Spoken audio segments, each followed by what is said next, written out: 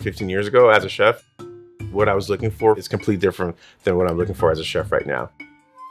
You know, I think back then I was just trying to like find a place to work. I was like really trying to get over drug addiction. And, you know, today I'm finally jumping into, you know, my own space. I want to offer a story of culture and the dishes that I'm serving. Being able to nourish my friends, that's been extremely important to me.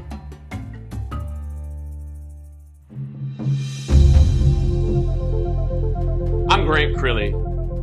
Join me as I travel across the country to meet chefs who are shaping our food culture. We learn about their ups, downs, successes, and heartbreaks. Where they come from, how they got here, and where they're going. Every route is different on the road to cooking.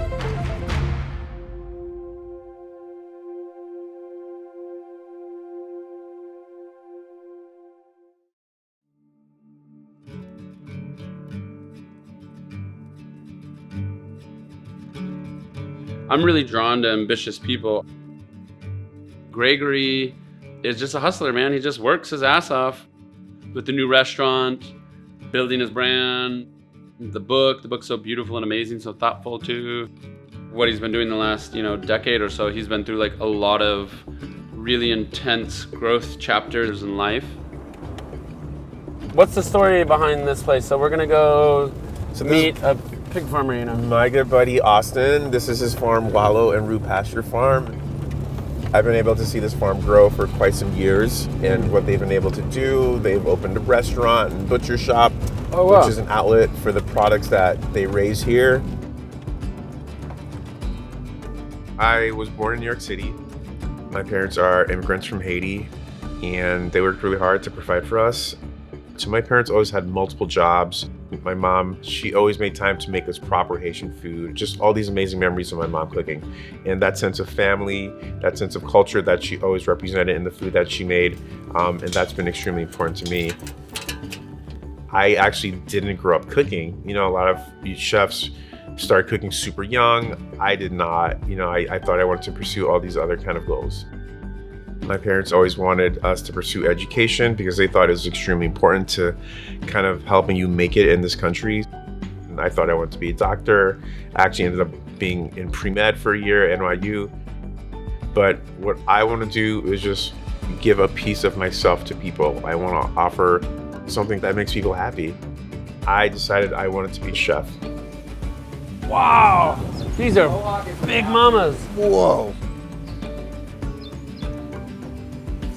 Wait, can I get a selfie here? I got Gregory taking a picture of me, taking a picture with Mama. Oh, Mama! She didn't like that. Oh God, that's scary.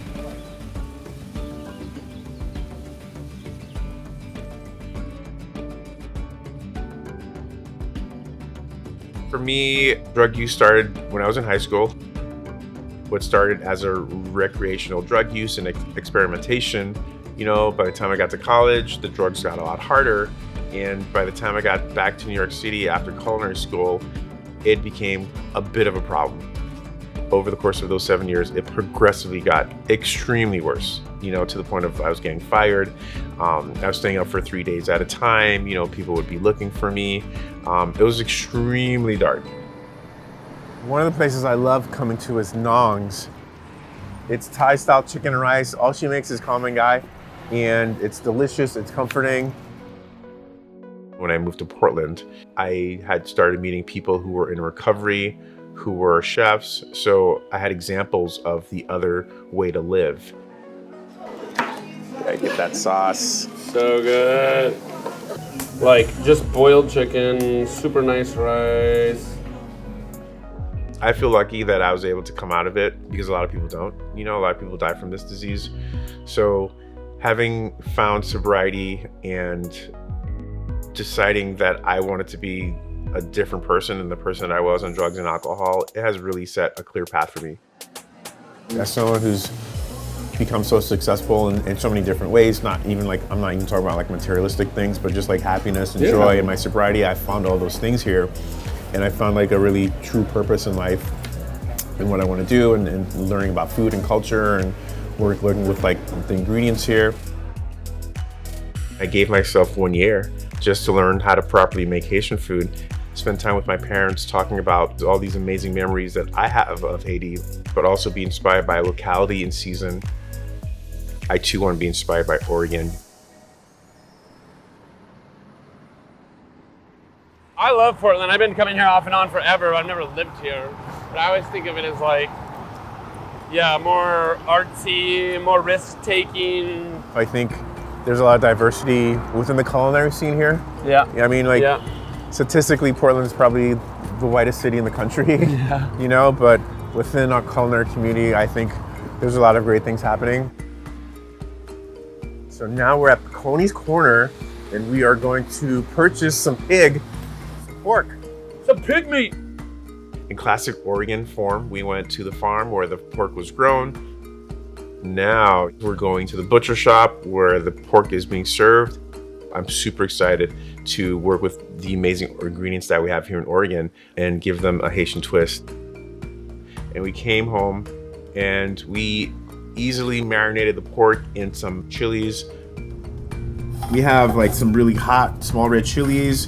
We have these chipotles, which are one of my favorite chilies because chipotles add like a lot of heat and a lot of smoke and a little bit of sweetness. A little coriander. Obviously this is coming together in just a couple of minutes. It's super fast, it's super easy. It's ingredients you can keep in your pantry. A little salt, a little sugar, a little dried thyme, all of that. Tons of citrus. One of my also favorite tricks is just utilizing the zest as well as the juice, because the zest obviously has those great essential oils. That's where you get that beautiful citrus flavor. And you have all that garlic as well, so it's really just gonna work together just to really beautifully season that piece of pork. Score your fat. By scoring your fat, I'd say about 1/2 inch down. You really wanna create tons of surface area, and all those little nuggets of fat are gonna get crispy and golden and super delicious. To level up your smoky rub pork, 100% you have to let it marinate overnight. It's a big, beautiful, thick piece of pork with a lot of fat. Let that salt, let that sugar, let all those spices just kind of coat the outside, start penetrating the meat. You can even let it marinate for up to 2 days. We slow roasted it for 4 hours till it's super tender. All those juices are gonna start reducing and getting thicker and forming a beautiful, shiny lacquer that's gonna really help ensure that you have a beautiful crust at the end.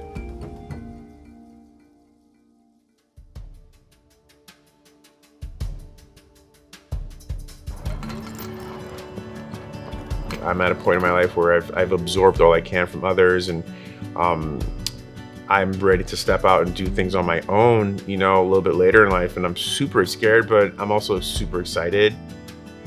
I'm doing my best to open up this very Haitian focused concept, you know, and I'm learning a lot about my culture as well through this experience, and that's the most fun for me. Nice. I already love all the curves. To see somebody like Gregory put in the work to reinventing his situation and the life around him, it's fucking hard work. Be able to walk through that space with him is beautiful. He's putting a lot of love into it and a lot of care, and it's a big project. And I'm really excited, and I can't wait to go. I have an amazing community around me that does so much for me, so whenever I get to host and bring people into my home, be it here or be it the restaurant, it's my chance to give back and say thank you for all that they've done for me through the gift that I think that I possess, which is being able to cook.